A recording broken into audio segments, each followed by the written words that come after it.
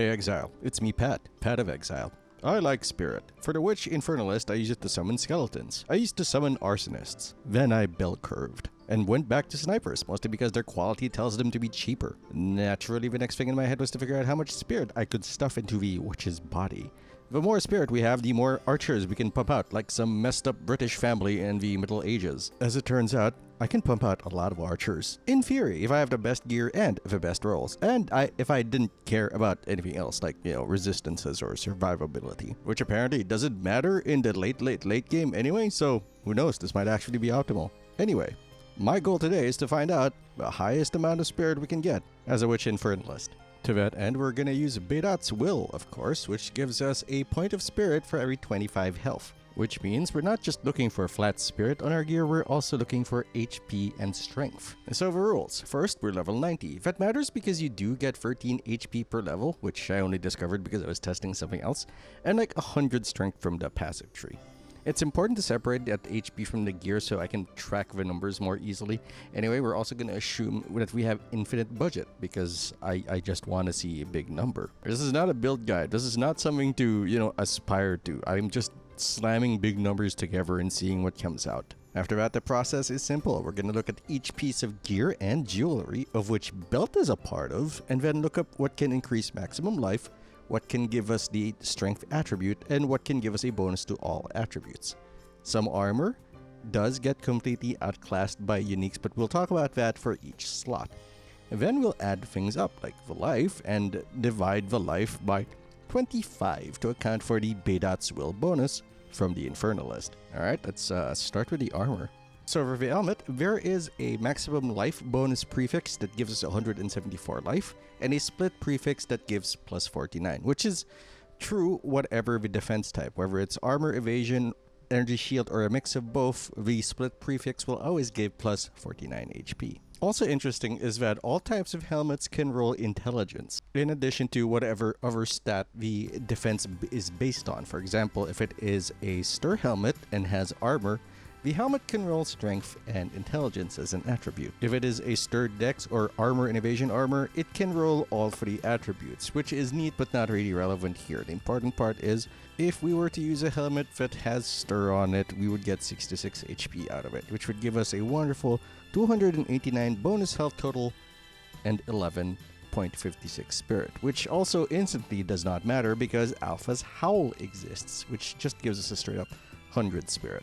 The gloves follow similar rules as the helmet in that they can all roll strength and other attributes depending on the defenses present on that piece of armor. Anyway, strength attribute suffix, split prefix, and maximum life bonus prefix adds up to 231, which gives us 9.24 bonus Spirit. Boots, interestingly, do not have a split prefix, and they do not have a forced attribute. Whatever the attribute on the boots is, whatever the defensive stat on it is, that will determine what attribute can roll on it. So we go with a basic math. 149 plus 66 health equals 215 or 8.6. For body armor, we're gonna go with the Shaman Mantle expert level armor because it gives us up to plus 91 straight up Spirit, 61 from the prefix, and up to 30 from the implicit.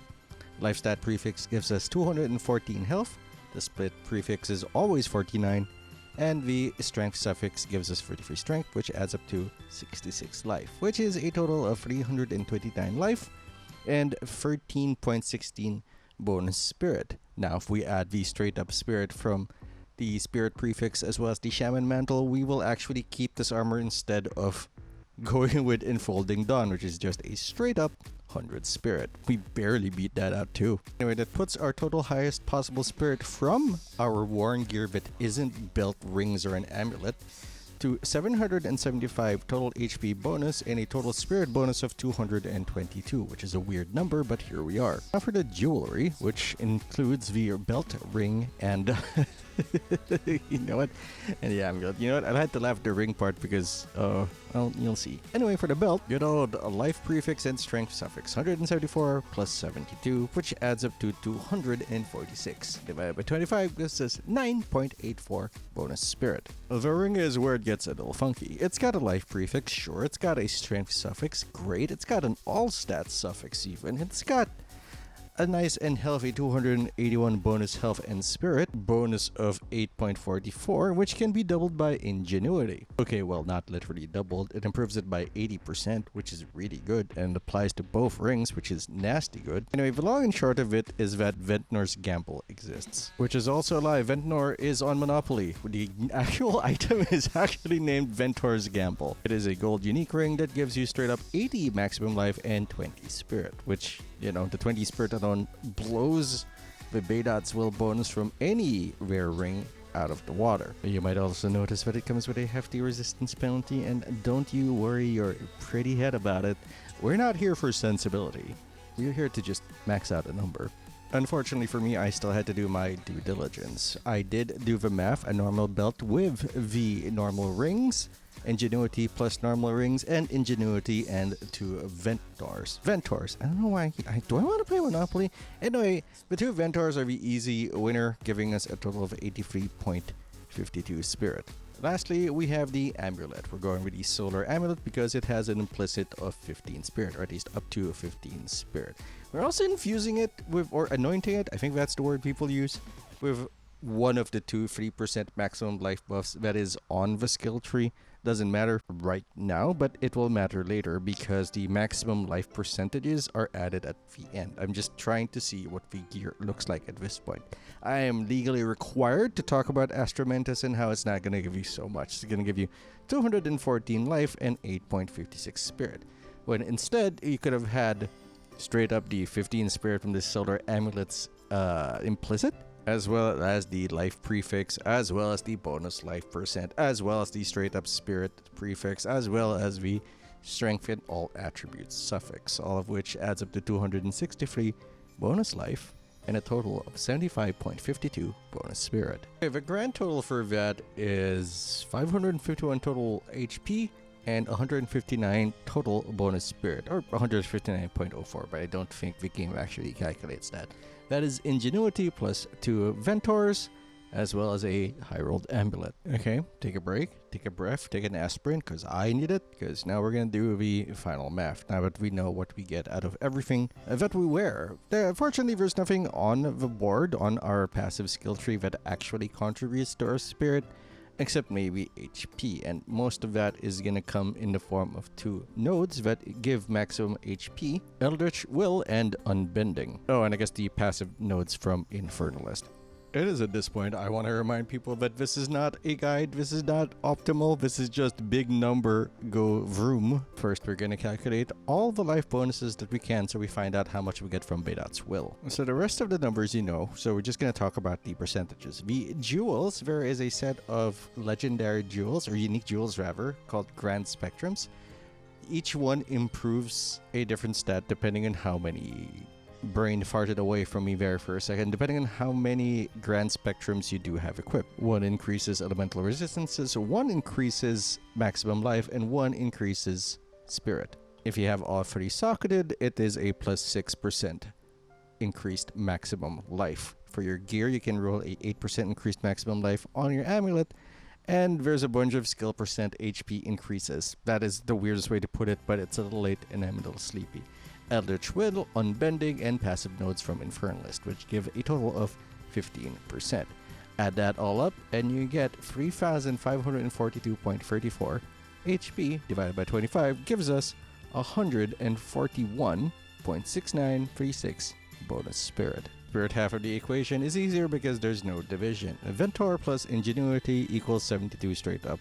Bonus spirit, Shaman's Mantle gives us 81, Solar Amulet gives 65, Oaksworn gives us 50, Alpha's Hell gives us 100, and the jewels, the grand whatever it is, Grand Spectrum, gives us an extra 6% bonus spirit, which gives us 390 extra bonus spirit, which honestly seems like a lot. So the total maximum spirit we can get as a Witch Invoker is 390 plus 141.6936 plus 100, which is your base spirit, for a grand total of 631.6936 spirit. That is a lot of stuff. That is like 11 heralds. That is 37 or 38 skeleton archers. Because you can crank down the cost of that thing to like 17 or 16 spirit per. That's like 10 blinks. No, I'm sorry. That's like 20 heralds because I can't do math. 21 heralds or something. So there are some conclusions here that I think we need to draw. And first is that you're never going to replace straight up spirit with more HP, even with Bedat's Will, because there's simply not enough HP in the world to make up for it. Which brings me to the point that Bedat's Will isn't there to replace spirit, it is there to add to it. It is there to add value to the HP that you do have. It rewards you for trying to be a little tankier. I mean, yes, 37, 38 skeleton archers or skeleton snipers shooting looks funny, but first of all, the maps will ruin your life and sometimes they'll get stuck and none of them will work.